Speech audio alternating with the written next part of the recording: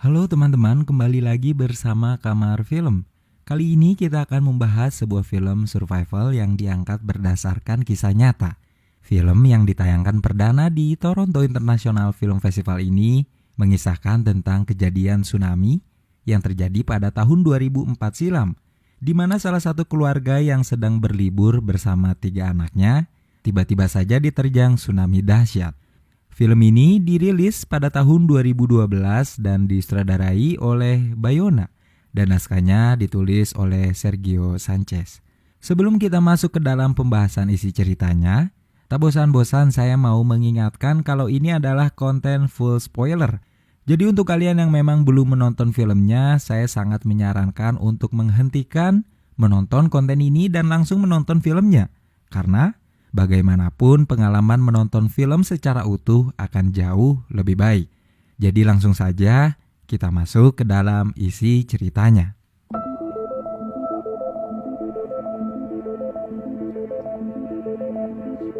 Pada tanggal 26 Desember 2004, tercatat bencana tsunami terjadi di beberapa negara di Asia Tenggara. Ini merupakan tsunami paling mematikan yang pernah terjadi. Tak terhitung berapa ribu jumlah keluarga yang meninggal dan menghilang. Dan kali ini kita akan menceritakan salah satu keluarga dari korban tsunami tersebut, di mana kisah ini adalah kisah nyata. Sebuah keluarga bahagia dengan 3 orang anak sedang dalam perjalanan menuju Thailand untuk berlibur, di mana ketiga anak mereka bernama Lucas, Thomas, dan Simon. Ayah mereka bernama Henry dan ibu mereka bernama Maria. Mereka memang menantikan liburan kali ini, di mana kali ini mereka sudah sampai di Thailand, menginap di villa di pesisir pantai yang menghadap ke laut.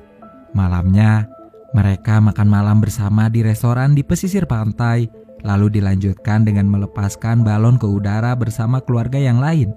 Keluarga yang jelas bahagia, dengan nasib dan pekerjaannya yang baik. Mereka adalah keluarga bahagia yang menjadi impian banyak orang, termasuk saya dan kamu yang sedang menonton konten sederhana ini. Keesokan harinya mereka kembali bermain di pesisir pantai dengan bola yang dibelikan oleh ayah mereka. Dan Maria menonton mereka dari kejauhan dengan perasaan yang sangat bahagia. Malamnya ketika semua sudah tidur, entah kenapa Maria seperti merasa gelisah, tapi ia sendiri tak tahu apa yang sedang ia pikirkan. Tak lama ternyata salah satu anaknya pun demikian, sama-sama tak bisa untuk tidur. Paginya, saat semua keluarga bersantai di halaman villa, di mana keluarga Henry pun demikian, ia bermain bola di kolam renang bersama ketiga anaknya. Sedangkan Maria duduk sambil membaca buku. Tapi tiba-tiba saja angin berhembus dengan kencang menerbangkan kertas dari bukunya. Lalu sesaat kemudian, getaran mulai terasa. Dan dari arah laut, tiba-tiba saja air dengan gelombang yang sangat tinggi menerjang apapun yang ada di hadapannya. Henry menggendong kedua anaknya, sedangkan Lucas memutuskan untuk menceburkan diri ke kolam renang, dan Maria memejamkan mata menanti gelombang air dahsyat tersebut menerpa dirinya. Setelah terombang-ambing di dalam gelombang air yang begitu dahsyat, Maria berhasil menahan dirinya dengan memegang pohon kelapa. Ia teriak sejadi-jadinya. Apa yang baru saja terjadi benar-benar tak sesuai apa yang sudah dibayangkan dirinya. Tak lama anaknya Lucas yang terpontang-panting di dalam air melewati Maria. Tanpa pikir panjang, Maria langsung menyusul Lucas dalam keadaan yang sangat mendebarkan, di mana air dengan gelombang yang dahsyat menghanyutkan mereka berdua. Ibu dan anak ini terus saja berusaha untuk menggapai satu sama lain. Namun usaha tersebut sia-sia karena air yang terlalu deras menyulitkan hal tersebut. Tak lama, dari arah laut tiba-tiba kembali datang gelombang yang tak kalah dahsyat dengan yang pertama. Tak ada apapun yang bisa dilakukan oleh Lucas dan Maria selain pasrah saat gelombang tersebut datang dan menghantam mereka. Lucas dan Maria terpontang-panting di dalam air dengan benda-benda yang terus saja menabrak Lucas. Tapi sepertinya ia masih diberi kesempatan untuk hidup, di mana Lucas berhasil melalui gelombang dahsyat tersebut dan memegang tiang listrik yang masih berdiri kokoh. Ia menangis dan berteriak, memanggil-manggil ibu dan ayahnya. Tapi untung saja, ternyata ibunya pun selamat dengan luka-luka yang terlihat di seluruh muka dan badannya. Lucas dan Maria akhirnya bisa bersama dan memegang pohon kelapa yang tersangkut di sana. Lucas terus menangis lalu kemudian berkata, "Aku pikir aku anak pemberani, tapi saat ini aku sedang takut, Bu." Maria langsung memeluk Lukas dan coba untuk menenangkan dirinya. Meskipun ia sendiri takut, tapi seorang ibu pastilah akan lebih kuat dari anaknya, bukan? Dengan sisa-sisa tenaga, Lukas dan Maria berjalan membelah kebun yang bentuknya sudah tak karuan lagi itu. Lukas melihat ibunya memang terluka parah pada bagian pahanya. Itu benar-benar parah sampai-sampai darah keluar tak henti-henti dari pahanya. Memang, hal tersebut terlihat dari kondisi Maria yang semakin lemas. Tapi, mereka berdua terus berjalan untuk mencari pertolongan atau setidaknya mencari tempat yang aman jika gelombang tsunami kembali datang.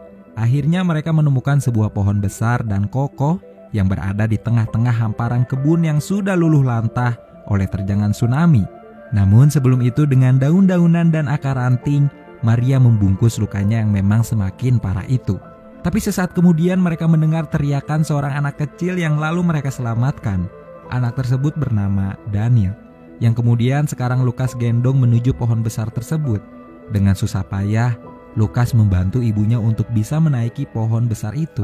Semua anggota badannya ia gunakan untuk membantu ibunya. Kini mereka bertiga diam di sana menanti pertolongan yang semoga saja akan segera tiba. Daniel yang mereka selamatkan tiba-tiba mengelus-ngelus rambut dan tangan Maria, membuat Maria dan Lukas tersenyum di tengah bencana yang baru saja mereka alami. Di tengah ketidakberdayaan, akhirnya ada 2 orang penduduk lokal datang dan menolong mereka. Tak ada cara lain selain menyeret Maria. Meskipun hal tersebut begitu menyakitkan, tapi Maria terus berusaha untuk tetap sadar dan menahan rasa sakit tiada tara di kakinya.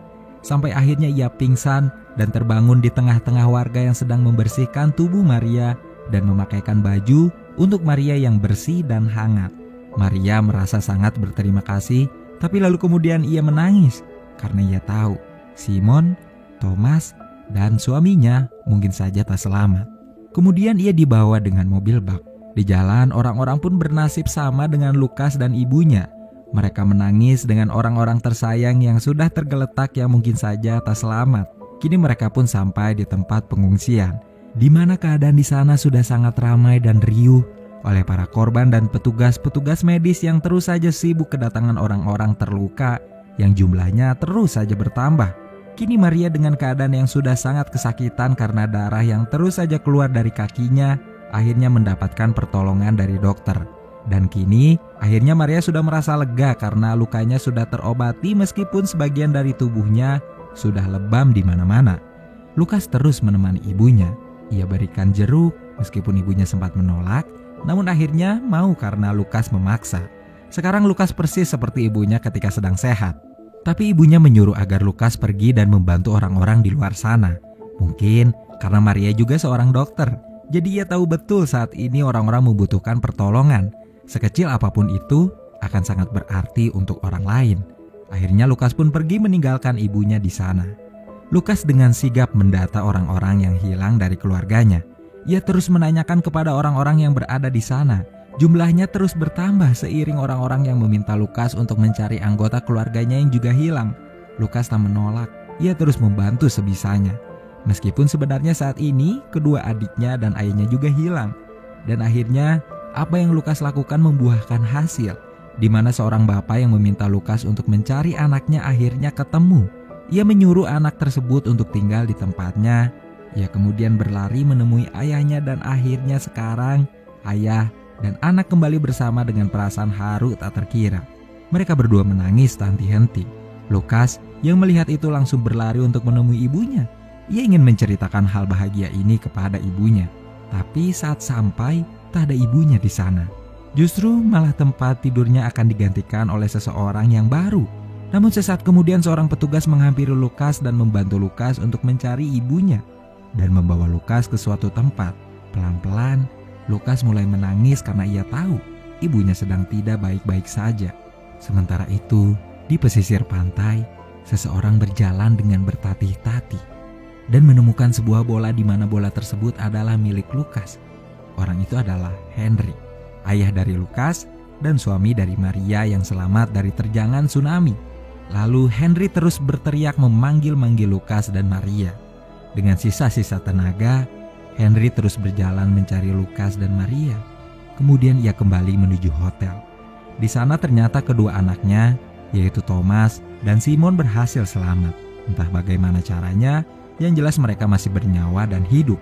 Kini Henry pun menyuruh Thomas untuk pergi ke pegunungan dan membawa Simon bersamanya. Ia menyuruh Thomas untuk mencari keberadaan Lukas dan ibunya di tempat penampungan. Sedangkan Henry terus akan mencarinya di pesisir pantai. Meskipun berat, tapi akhirnya Thomas mengerti dan menguatkan dirinya untuk bisa menjaga adiknya yaitu Simon dan pergi ke penampungan. Henry terus mencari Lukas dan Maria meskipun keadaan sudah sangat gelap. Ia terus berteriak memanggil nama mereka. Sampai akhirnya ada sebuah mobil dan membawa Henry menuju tempat pengungsian yang berada di sebuah terminal. Sementara itu, di tempat pengungsian yang lain, Lukas tak bisa tidur dan terus memikirkan ibunya. Tak lama datang seorang perawat yang mengajaknya pergi ke suatu tempat. Ternyata, perawat itu mengajak Lukas untuk bertemu ibunya yang sekarang terbaring lemah dan baru saja selesai dioperasi. Jelas Lukas langsung memeluknya. Ia benar-benar merasa lega karena ibunya tak meninggal seperti yang ia takutkan selama ini. Henry terus tak henti-henti mencari keberadaan Lukas dan Maria di pesisir pantai yang keadaannya sudah sangat kacau. Lalu ia pun pergi ke pusat informasi untuk mencari nama anak dan istrinya. Tapi tak ada nama anak dan istrinya. Di sana ia pun terus mencari ke rumah sakit dan tempat pengungsian yang lain. Henry terus mencari dan mencari. Ternyata Maria berada di rumah sakit yang sama dengan keberadaan Henry sekarang. Tiba-tiba ketika Lukas ingin mengambil makanan, ia melihat kaki yang ia percaya itu adalah ayahnya. Lukas langsung berlari dan terus memanggil-manggil ayahnya. Tapi sayangnya, sang ayah tak mendengar dan menghilang. Tapi Lukas terus berlari dan mencari-cari ayahnya yang kini sudah menaiki mobil untuk berlanjut ke rumah sakit yang lain. Lukas yang kebingungan akhirnya berteriak sekencang-kencangnya memanggil nama ayahnya. Namun yang terjadi justru dari belakang ada kedua adiknya dan langsung berlari menghampiri Lukas. Mereka terus berteriak sampai akhirnya memeluk satu sama lain. Situasi yang sangat mengharukan dan tak lama dari belakang ayahnya datang menghampiri mereka dan langsung memeluk Lukas. Mereka akhirnya berkumpul kembali. Henry terus menciumi ketiga anaknya tak henti-henti. Air mata terus saja turun. Namun kali ini berbarengan dengan senyum dari mulut mereka semua. Lukas pun membawa mereka semua untuk bertemu Maria, yang sekarang keadaannya sudah sangat lemas dan mengkhawatirkan. Tapi ia sedikit mendapatkan kekuatan ketika melihat suami dan kedua anaknya selamat. Bagaimanapun, sebenarnya ia sudah dalam keadaan sekarat. Sekarang ia merasa bahwa ia sedikit lega jika ia mati. Anak-anak akan ada yang menjaga. Lalu perawat pun membawa Maria untuk segera dilakukan operasi. Karena kakinya memang belum dioperasi. Operasi yang pertama adalah untuk dadanya yang terluka parah. Henry sebagai suaminya tak henti-henti terus menguatkan Maria dan berbisik di telinganya. Operasi pun akhirnya dilakukan. Di luar, Lukas terus berharap agar ibunya bisa sembuh. Ia menunggu ibunya di luar bersama ayah dan kedua adiknya. Tak ada apapun yang lebih penting di dunia ini selain keselamatan ibunya. Saat ini ketika operasi berlangsung dan Maria dalam keadaan tidak sadar, ia membayangkan bagaimana ketika tsunami itu datang dan membawa dirinya terpontang-panting.